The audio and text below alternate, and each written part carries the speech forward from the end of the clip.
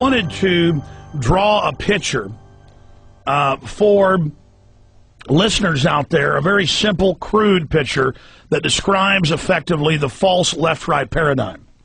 The Republican Party props up the Democratic Party, and the Democratic Party props up the Republican Party. If you had one of the political parties standing on its own, when the wind came along, it would just fall over. When pressure, revolutionary pressure from the population not liking what's going on, or new groups wanting the power structure, which is the main source of revolution, most of it is driven by evil, just like the elite is driven by evil. Very rare to have an altruistic revolution. By itself, a single-party system will fall over. Okay? But if you take the two-party systems and you lean them up against each other, this is basically the arch.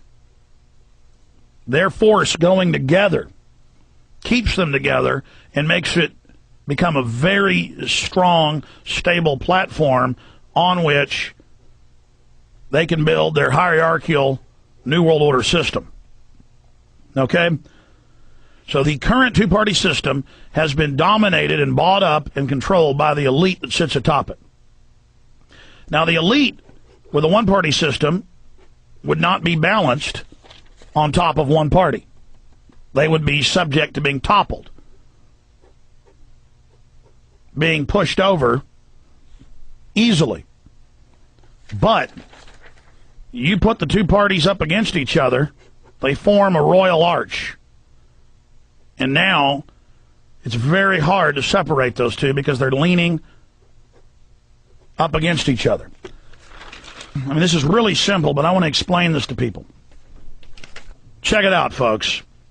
Why do you see so many leftists who mean well, like Rage Against the Machine, Tom Morello, or Henry Rollins, who are right on so many issues but then believe in leftist policies? We need a global carbon tax. But there's an elite funding that. No, the elite, the big corporations are against it because the media advertises that big corporations and oil companies are against it. Henry Rollins doesn't know, doesn't have the documents. It doesn't understand that actually that's part of a sophisticated game that, the big corporations say publicly, we don't want this, it's bad, while they actually fund it. They know the public's awake to the fact that they're corrupt, so the public will be fooled and go and support the agenda. It's please don't throw me in the briar patch. It's the old briar rabbit situation.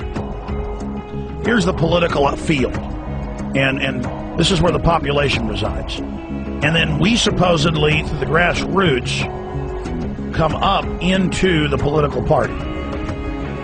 Okay? And then they lean on each other, as I was saying earlier, and support each other. If they're standing alone, the pressure of revolution or of new power structures will easily topple it and blow it over. But leaning together, it's not going to fall down. Okay? Now, I know that's simple, but let me give you an everyday example of this. As I said, the left sees all of these evil mainline Republicans who we know are liars and who the media even exposes as being liars. They see them lying about everything else. So if the Republicans come out and say, we're against a global carbon tax, well, then by God, I'm for a global carbon tax. And so that's how the two sides leaning up against each other give the other side support. And so Democrats over here, Republicans over here, Republicans attack Barack Obama. And then the Democrats attack John McCain. And then the population who's down here is trained to see John McCain as representing them personally, as being their daddy, of where their personal power comes from, of their camp, their brand name, their brand of soda, their brand of automobile, Ford or Chevy. And so this is a controlled paradigm. And so we have Republicans attacking Democrats, and that's the force against them. And you have Democrats attacking Republicans, and that's the force against them. And really, it's one unit supporting themselves and containing revolution, so that the people who were down here never learn that there is a world outside of this controlled paradigm. We are locked within the left-right paradigm, and then it becomes this huge pageant, this huge distraction where we analyze every facet of the two political parties, never realizing they themselves are simply a front or puppets for a larger power structure.